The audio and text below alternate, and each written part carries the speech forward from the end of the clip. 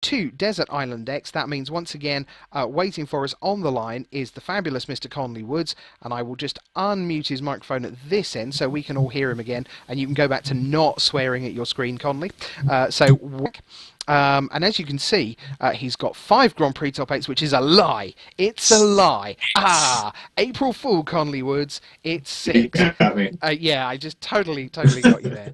And we've talked about the decks that he did play, so now it's time to take a look at the decks that he did not. So the first one of these, Conley, we're going to go back to 2005 and Pro Tour Los Angeles and Extended, and this is the winning deck of Antoine Ruel, which was a Psychotog deck.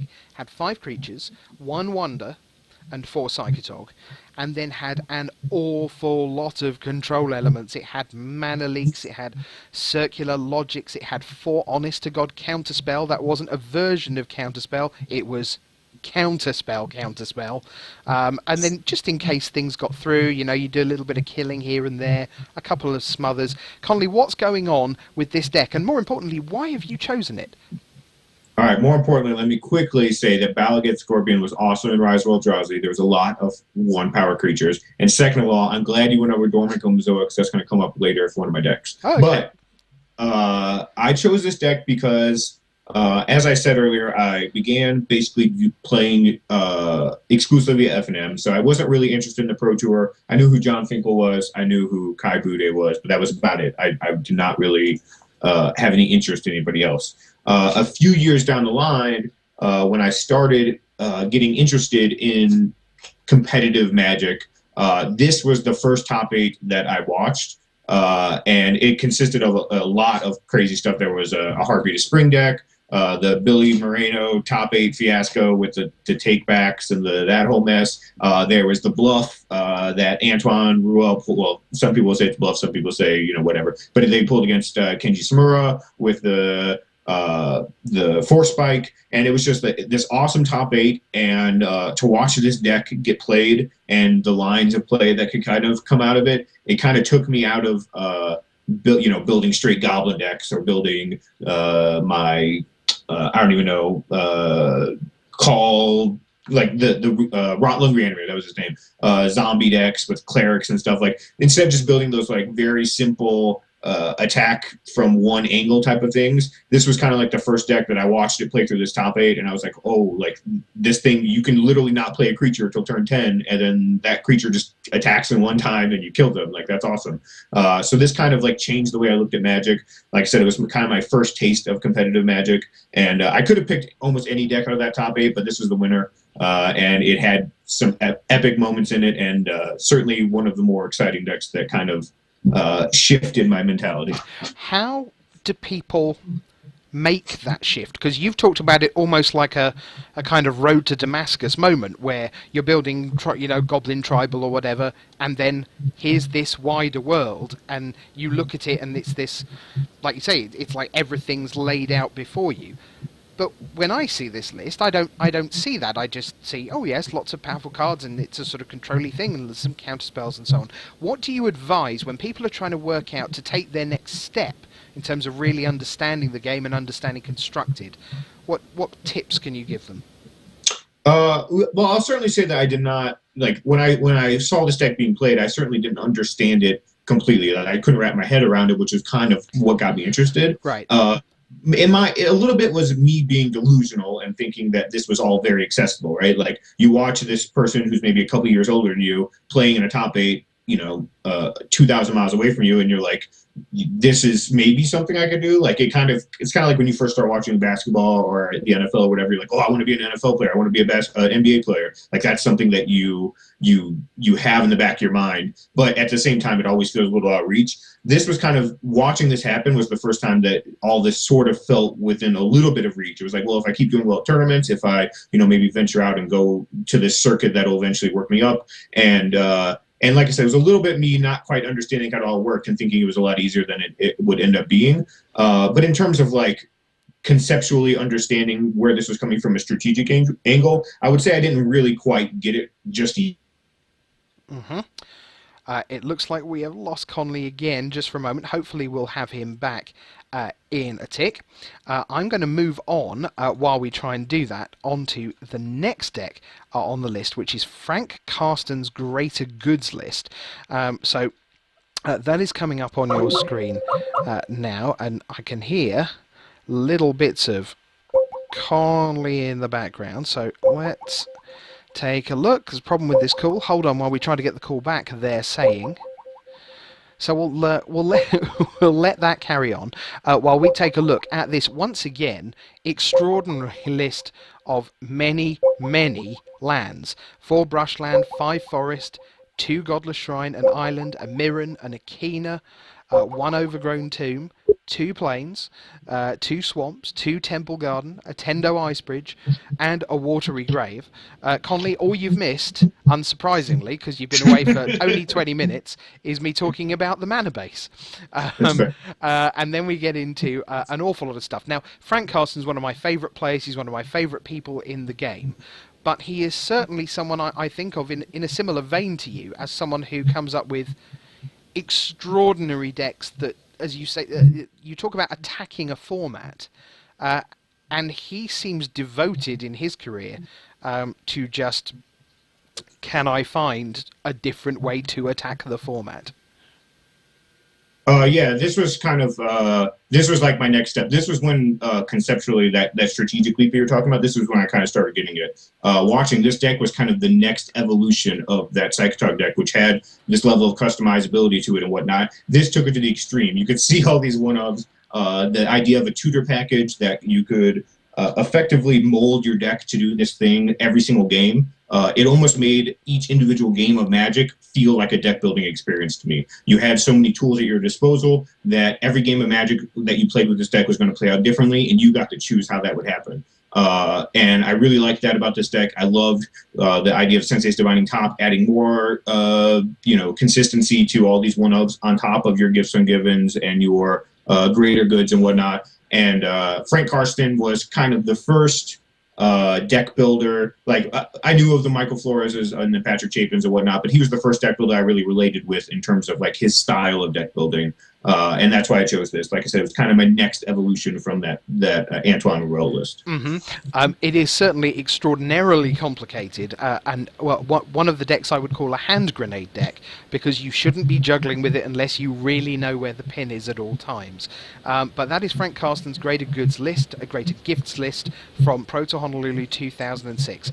Lightning Helix to the face, more the kind of thing that I'd be looking at that event, I think. Let's move on. Here's the next deck. We've got 2 to go. Paula Vita Dama de Rosa, Hexmage Depths, Proto Austin 2009. This is extended. A much more straightforward mana base featuring Dark Depths, Urborg, Tomb of Yawgmoth, Talaria West, River of Tears, 4 of all of those, 4 of Sunken Ruins as well. Just a lone swamp and Ghost Quarter and a couple of underground rivers. And then you have Dark Confidant, Vampire Hexmage, Vendilion Click. And then we're into the business of putting together all this stuff with Chalice, Beseech the Queen, Engineered Explosives Repeal, Thoughtseize, Muddle the Mixture, which got cast, but wasn't that Transmute, Conley? Wasn't that the idea with that? Yeah, you transmute it for your Hexmage. Right. So for those people who were not around in 2009, what does this do? So the basic premise of this deck is very simple. You play a Dark Depths, hopefully on turn 1, and then on turn 2, or you actually play an Urborg and a Thoughtseize on turn 1 if you're lucky. And then on turn 2, you play your Dark Depths, which taps for a black mana thanks to Urborg. You play your Vampire Hexmage. You wait until the end of your opponent's turn. You sacrifice your Vampire Hexmage, targeting your Dark Depths. You get a 20/20 indestructible creature. Conveniently, your opponent started at 20 life, and you probably kill them. So I posted this deck because this was kind of my welcoming to the Pro Tour. So 2009 was my first Pro Tour I guess technically my second, but Pro Tour Honolulu was effectively my first Pro Tour, and I also top-8'd. It was kind of, I never really got to experience the hardships of the Pro Tour. And then later on, PT Austin, which came very soon after, I show up with a team consisting of like Brad Nelson and a bunch of other people, and we eventually got word of this Hexmage Depths deck, and we had most of our team wanting to play it, but we literally could not find enough Dark Depths. The problem with this Pro Tour was Dark Depths was a very in very short supply, and nobody had them. And we searched and searched and bought as many of them as we could. They were like $55, $60 at one point. I think they went up to 80 right before the Pro Tour. But they were just impossible to find, and we literally ended up 4 short, and somebody on the team had to volunteer to not play Dark Depths deck. Wow. And so because being who I am, I volunteered to play. I ended up playing a Martyr of Sands deck with Sword Molotov called the Molotov Cocktail that BDM named it. It was a fun deck, and I actually did relatively well with it. I think I went 7-3 with the in constructed, but bombed out in my second draft. But this was the first time where it was like card availability was a real thing. I wasn't able to play the deck I wanted to do, and it was just like, here you go, kid. Like, watch Brian Kibler win a Pro Tour while you play with your Martyr of Sands. And the funny thing was, I thought matchup against Brian Kibler specifically would have been awesome. So I was hoping to like start playing against those decks, but I did not. I played a bunch of Dark Depths decks, and it was an interesting Pro Tour. Yeah, that's pretty terrifying, because, I had not heard that story, and I just assumed, I guess along with everyone else, that you were like, yeah, I don't care that my entire team thinks this Hexmage Depth thing's a thing, I'm just going to gain lots of life with Martyr of Sands, because I'm Conley Woods. We were literally in our hotel room, like, trying to figure out where, like, we're going to rock, paper, scissors to figure out who can't play the Dark Depths deck. And I was like, no, guys, like, I've been testing this Martyr deck for a long time. Nobody else is comfortable with any other deck. So, like, I'll just volunteer to play this. You guys play the Dark Depths. If we find one, I'll gladly throw this deck together last minute. We literally just could not find 4 more Dark Depths. So I just opted out and played Martyr of Sands. That is astounding. Deary me. My goodness me. All right. Well, I don't think we're going to top that, but we do have one more deck to look at. So let's take a look, and we go to 2011. It's Paris. It's Standard. It's the Pro Tour. It's Ben Starker winning Pro Tour list again. This is Coreblade. 4 Squadron Hawk and 4 Stoneforge Mystic, 3 Gideon Jura, 4 Jace the Mind Sculptor in the Planeswalker department, 4 Day of Judgment, some counter spells in the form of Deprive and Mana Leak and Spell Pierce and Stoic Rebuttal, the infamous Sword of Body and Mind, and the, not Silovka, as I've put it there, but the Silvok Lifestaff. And Conley, if ever there was a middling draft pick, middling sealed piece of nonsense, it was Silvok Lifestaff. How did Silvok Lifestaff come to win a Pro Tour? Well, so this was kind of the first Pro Tour that I tested with Channel Fireball. Kind of almost the first time that Channel Fireball was a real thing. It existed before this, but as it would come to be with everyone that you like, Raptor, Webb, myself, Brad, Luis, Efro, everybody that we kind of would know to come and be as the central Channel Fireball during its height. This was the first Pro Tour that we tested together. We tested in San Diego, and we eventually arrived at this deck that I was very stupid to not play, which is why I posted it. But yeah, the Silvok Lifestaff was essentially a nod to aggressive decks. We wanted a second thing to be able to grab with Stoneforge Mystic anyway, because sometimes you would draw a second Stoneforge Mystic, and once you had your Sword of Body Mind, what would you get? So Silvok Lifestaff made some sense, and it would also, you just throw your Squadron Hawks in front of their creatures, and you would trade with their creature, hopefully. You gain 3 life, and you would just stay at enough life to not be dead. It was actually a pretty strong strategy against both the like aggressive 0-mana Mem Knight deck that was running around, and against the mono red decks. And Webb was the one that threw the Silvok Lifestaff in. But yeah, this Pro Tour, I ended up playing a red-green beatdown deck that was just utter poop and should not have played. I should have played this, of course, because it was Callblade and it was the best deck ever. But going into the Pro Tour, one of the things that I tested was Dormant Gomazoa, red-blue control / beatdown. And I would literally play Dormant Gomazoa and do something like Forked Bolt myself for 1 and like an opposing creature to untap my Dormant Gomazoa and attack with it. And then also ran Act of Treason to untap my Dormant Gomazoa and attack with it. And Arc Trail, I think, was the other card. So I just had all these things that I would like ping myself for 1 to untap Gomanzoa and attack. So I literally had a friend bring 60 copies of Gomanzoa with them to Paris because I thought we were going to play this deck. And then I ended up not playing it. I did not switch back to Callblade correctly because so basically what happened was we left San Diego, went to Paris, and then the team was in a different hotel than me. So my testing with them sort of stopped at that point. and they continued to work on this deck and got it to a point where it was really solid. And when I had left it off, it had like 2 Stoneforge Mystics in the deck, and it was just not having the best matchups yet. So I got scared off and ended up not playing it. And it was clearly the worst non-deck choice of all time because I was one of the few people in that entire Pro Tour with access to Caw-Blade who chose not to play it. Oh, Lasai, the one that got away. Yeah, the one that got away. Okay, those are the 4 decks that you have chosen for us. But there is one more deck I want to get to in just a moment. But before we get there, I want to ask you where things are for you now. Because right now, I'm pretty sure we're not going to see you in Brussels next week. So what are you doing in Denver? What is Magic for you at the moment? What is life for you at the moment? So I kind of took a little bit of a step back from competitive Magic to... one thing about Magic is when you play Magic, especially professionally, you are rarely bored or afforded the ability to be bored. You spend a lot of time traveling, a lot of time riding, a lot of time playing Magic online, playing in local tournaments, et cetera, et cetera.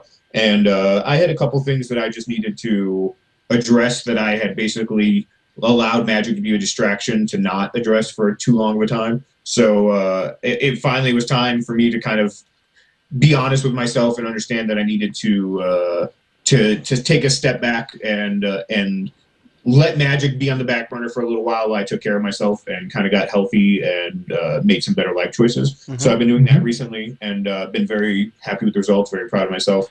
I'm still playing Magic. I'm still keeping up with what's going on in Standard and whatnot. I just haven't been traveling to every single Grand Prix. But I will be in Vegas will be my next tournament, and then I should be able to start picking things up from there. But yeah, I've actually enjoyed just kind of taking a step back. Like I said, I definitely needed it, and as hard as it was for me to do, just because Magic is just, it kind of like sits on you when you're in the middle of it all because there's just so much going on. But it was nice to just take a little step back and reevaluate things and go, okay, Magic's going to be there, in 6 months when I get back into it. So let's just take some time to focus on what really matters right now. Okay, well, we will miss you in Brussels, but, by the way, he almost stood up there, and you would have seen an awful lot less of Conley Woods than you might be used to. You're telling me before the show, it's like something like £60 in 6 months? Oh, like 90 pounds in like 5.5 months. That's outstanding. And what is your exercise regime? Are you a sports thing? Are you a gym hound or what? No, I've mostly been dancing, as strange as that sounds. If anybody has ever had an event and wants to go dancing, by all means, I would love to. I just randomly got into dancing. I love it, and I go out 2 to 3 nights a week for 5 or 6 hours, and we'll just dance, and it's, I don't know, people would be surprised, I'm sure. That will certainly lose you some weight, that is for sure. All right, so I said there was one more deck for us to look at, and it's this. We got a tweet on the show from White Ceiling 1044, and he said, you've got Conley Woods on the show. How about if you got him to be a deck doctor for my standard Esper deck? And I thought that sounded like an excellent plan. So we haven't shown this to Conley, so we're just going to take a couple of minutes to make White Ceiling 1044 very happy here on Downtime. Conley, we have a mana base which features a lot of lands that you'd expect, like 4 Flooded Strand and 4 Island and 3 Plains and 4 Polluted Delta, a couple of swamps, a bunch of temples of varying kinds, and an Urborg Tomb of Yawgmoth, because hey, why not? You got 3 creatures, 2 Dragonlord Ojutai and 1 Silumgar the Drifting Death. And then once we get into Spellland, well, there's tons of these. 4 Anticipate, 3 Silumgar Scorn, so Dragons of Tarkir to the 4, 3 Ultimate Price, 4 Dissolve, 3 Heroes Downfall, couple of Narset Transcendent, 2 Ojutai's Command. White Ceiling has clearly opened some Dragons of Tarkir cards and gone, I need to build with some of these. An Utter End, a Crux of Fate, 2 End Hostilities, 1 Dragonlord's Prerogative, well, you can play that if you want, that is your prerogative after all, 4 Dig Through Time, and 1 Ugin the Spirit Dragon. Hopefully that is now up on your screen, Conley. So any first thoughts on ways that this deck could be improved? So big thing I see here is this is very much a control deck with a lot of cards that are not necessarily control at their best in control. Like Anticipate is a very, very strong card and could even warrant itself in this deck. I would have to test it. But for the most part, it's a 1-for-1 replacement. That gives you a little bit of selection in the top 3. So unless you have a lot of cards that do unique things, Anticipate's not necessarily going to be at its best. Control generally likes card advantage better than card selection, just because it has a lot of cards that do the same thing, a lot of counter spells, a lot of 1-for-1 removal, a lot of sweepers. So Anticipate and Dig Through Time in this case are a little out of place to me. Like Dragon Lord's Prerogative, you probably want another copy of that as maybe even two, as a way to actually recoup cards and get a bunch back. But Dig Through Time and Anticipate don't do a very good job of that. They replace themselves, but they're not really going to catch you back up after you've used a bunch of cards to deal with an oncoming threat. Or a bunch of little guys. And the other thing about this deck is its sweepers are Crux of Fate and End Hostilities, both excellent, but I could definitely see it having some struggles against the aggressive decks, possibly tokens decks, just because it doesn't really have a sweeper until turn 5. And in the meantime, it's casting like Ultimate Prize to kill a single Fordling Outburst token or something, which just is not going to get the job done. Right. So you might want some, especially if you're going to run the Anticipates and Dig Through Times, you might want some cheap type of sweepers, just so I can be like, anticipate into a Drown in Sorrow, cast my Drown in Sorrow on turn 3, and be able to catch up. Right. So potentially Drown in Sorrow certainly goes up from the 2 currently in the sideboard, and maybe you even find room for a couple in the main and then go up to 4 after boarding. Yeah. And yeah, the mana base looks a little heavy. It looks like 28 lands. Is that 28 lands? 9, 11. 26. 26. Okay, that's fine. Never mind. Narset, I'm also not 100% sold on in this deck. Just because it has a difficult time protecting itself. It has no natural way to protect itself, and because you have no creatures, you basically have to play it with either removal up or counterspell up, which is a little tough. So it's more of a late game play. So I'm not 100% sold on it. And I could see Ugin. If you're going to run the Ugin, you might want to run the land that gets back Ugin, because it also gets back your 3 dragons. I forget the name of it. It's the new one you sacrifice to raise dead a dragon. Haven of the Spirit Dragon. Yeah. That might be a good one in this deck, just because it's a land that acts as a win condition and gets back, your 4 big win conditions. So that might be something to consider. But overall, I mean, I think this style of deck is going to be something to consider going forward in the new standard, the dragon control, if you will, just because Silumgar Scorn and Dragon Lord's Prerogative are both extremely powerful, and there's all these new hexproof dragons that are just really good. Okay, well, thank you so much for that. There you go, White Ceiling. Conley Woods has doctored your deck. If that's popular, maybe we'll do. Maybe that's not quite the way around we wanted to say that. He hasn't doctored it. He's made your deck better, made it well, or something like that. So thanks, Conley, so much for being with us on Downtime. We really appreciate it. One of the real sort of giants of the modern game, and it takes. It's hard to emphasise to most people who just get given deck after deck from channelfireball.com, sometimes directly from you and your colleagues there and all the strategy websites. There aren't that many people who are banging their head up against the game of Magic the Gathering month after month. And the thing that really came across to me from our chat here, because we don't rehearse these, we just go where the story takes us, and it's the fact that you have clearly spent so many thousands of hours just going up against a game that is designed not to be beaten. Right? Magic is not meant to be beaten. They design it so you can't. And whenever you do break it for 2 days at a time, and then everyone goes, oh yeah, I'll just beat that by boarding in these 8 things against Dredge, or these -1/-1 cards, or whatever. So hats off to you. Great to have you on the show. We look forward to seeing you very, very soon. Let's all go dancing with Conley in Vegas. Those were the Desert Island decks of Conley Woods. Take care, Conley. See you again soon. Thanks for having me. Bye.